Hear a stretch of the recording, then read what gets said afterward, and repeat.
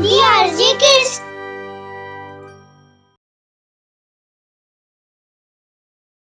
कहानी दुष्ट राजा। मधुपुर राज्य का राजा विक्रम सिंह बहुत ही तानाशाह और प्रजा पर अत्याचार करने वाला राजा था। उसके दरबार के सभी अधिकारी उसकी तरह लालची और दुष्ट थे। एक दिन दरबार में दो सैनिक एक गरीब किसान को लेकर आते हैं। राजा पूछते हैं, इस किसान को हमारे सामने पेश करने का क्या उद्देश्य है? महाराज, इसने इस साल का लगान नहीं दिया है, इसलिए हम इसे पकड़कर यहाँ ले आए। महाराज, इस बार फसल अच्छी नहीं हुई है, बहुत नुकसान हो गया है, मेरे पास कुछ नहीं है। खामोश! अगर इसके आगे एक शब्द भी तुम्हारे मुंह से निकला तो इसी समय तुम्हारी गर्दन धड़ से अलग कर दी जाएगी। पूरे दरबार में सन्नाटा छा जाता है। किसान हाथ जोड़कर सर झुकाए खड़ा रहता है। सैनिकों, तुरंत जाओ और इस किसान के सारे खेत कब्जे में ले लो। तुरंत हमारे आदेश का पालन हो। जी महाराज। दोनों सैनिक किसान को लेकर उसके खेत पर जाते हैं। किसान उनके आगे बहुत रोता है, सर पटकता है, लेकिन सैनिकों पर उसका कोई असर नहीं होता। मेरे खेतों को मत लो भाई, मैं अगले साल सारा लगान चुका दूंगा, छोड़ दो, रहम करो भाई। सीधे तरीके से जमीन में कीला ठोकने दे, नहीं तो मुफ्त में जान गंवानी पड़ेगी। सैनिक लाल झंडा किसान के खेत में गाड़ देते हैं। किसान रोता हुआ घर चला जाता है और अपनी पत्नी दुर्गा से कहता है, दुर्गा, हम बर्बाद हो गए, सब कुछ खत्म हो गया। साफ साफ बताइए, क्या हो गया? हमारे सारे खेत महाराज ने अपने कब्जे में ले लिए हैं। आज के बाद उन खेतों पर हमारा कोई अधिकार नहीं है। हम कुछ न कुछ कर लेंगे, आप दुखी मत होइए। बिना खेत के हम कैसे गुजारा करेंगे?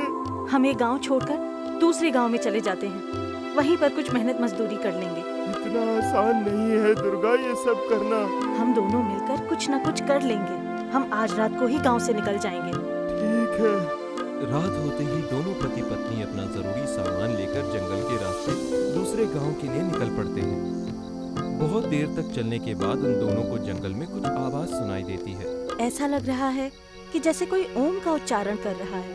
हाँ, कहीं पास ही आवाज आ रही है, चलो देखते हैं। वो देखो, उस पेड़ के नीचे कोई साधु महाराज तपस्या कर रहे हैं।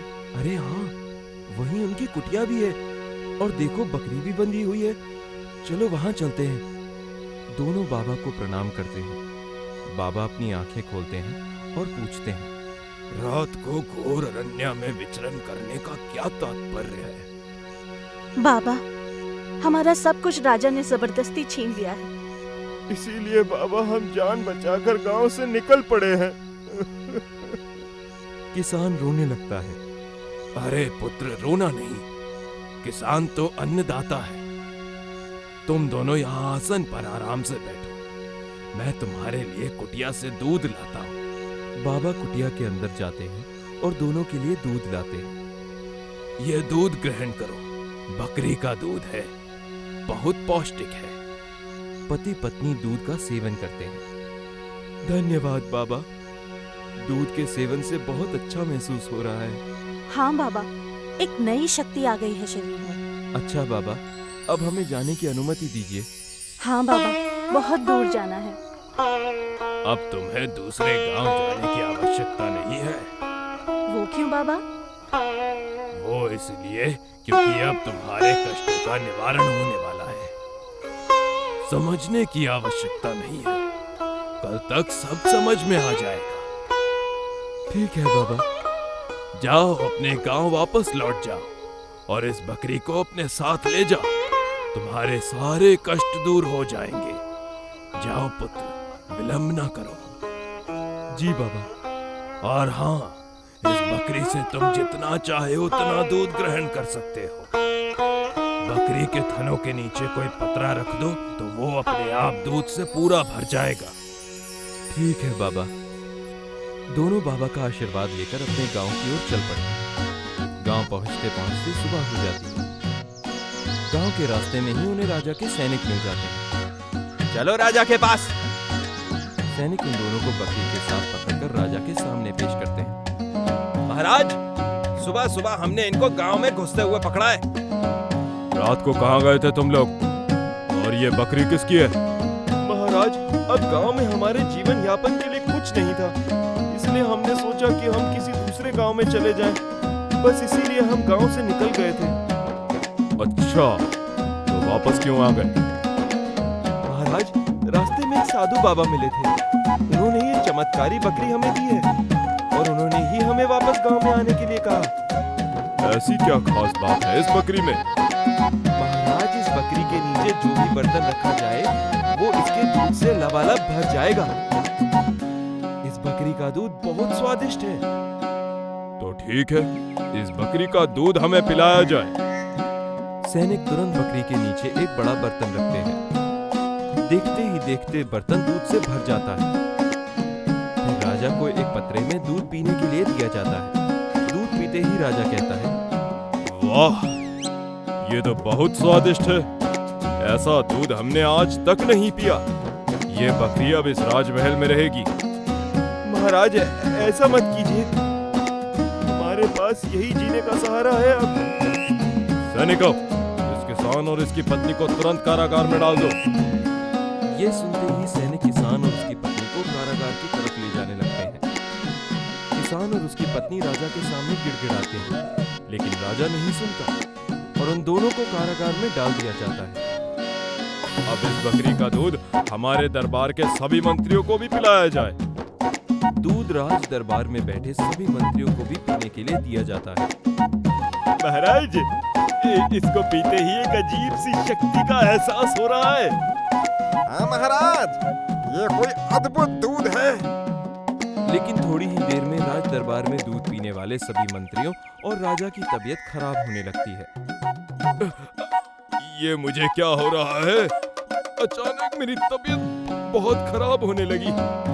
महाराज, मेरी भी तबीयत बिगड़ रही है। महाराज, कुछ कीजिए। दरबार में खड़े सैनिक ये नजारा देखकर घबरा जाते हैं। किसी को कुछ समझ नहीं आ रहा। तभी राजा कहता है, सैनिक, तुरंत जंगल जाओ और उस साधु को यहाँ लेकर आओ। सैनिक तुरंत जंगल की ओर चल देते हैं और साधु को अपने साथ राजमहल में ले आते हैं। महाराज, आपने मुझे यहाँ क्यों बुलवाया?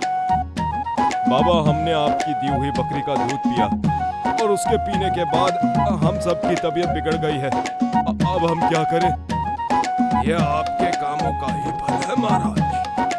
आपने बहुत पाप किए हैं। आपने अपनी गरीब प्रजा को बहुत सताया। अब आपको कोई नहीं बचा सकता। कर्मों का फल तो भोगना ही पड़ता है। नहीं बाबा, मैं अपनी सारी गलतियां सुधार दूंगा। जैसा आप कहेंगे वैसा ही करूंगा, लेकिन हमारी जान बचा लीजिए। महाराज, आपकी जान बचाने का बस एक ही उपाय है। वो क्या है बाबा? आपने जिस किसान को कारागार में बंद किया है, उसे अपनी पत्नी सहित मुक्त करिए। उसकी बकरी और उसकी जमीन उसे लौटा दीजिए। सैनिकों, तुरंत ही आदेश का पालन हो। इसके साथ ही महाराज, आपने जितने भी लोगों की जमीनें ली हैं, सबको वापस कीजिए और अब से प्रजा को सभी करों से मुक्त कीजिए। मैं अभी से प्रजा को सभी करों से मुक्त करता हूँ और सभी जमीनें वापस करता हूँ। राजा के आदेश से किसान और उसकी पत्नी कारागार से बाहर आ गए। मैंने अपनी प्रजा को बहुत सताया है, लेकिन आज के बाद इस राज्य में कोई दुखी नहीं रहेगा। राजा और उसके मंत्री स्वस्थ हो जाते हैं। उसके बाद उस राज्य की प्रजा खुशहाल हो जाती है।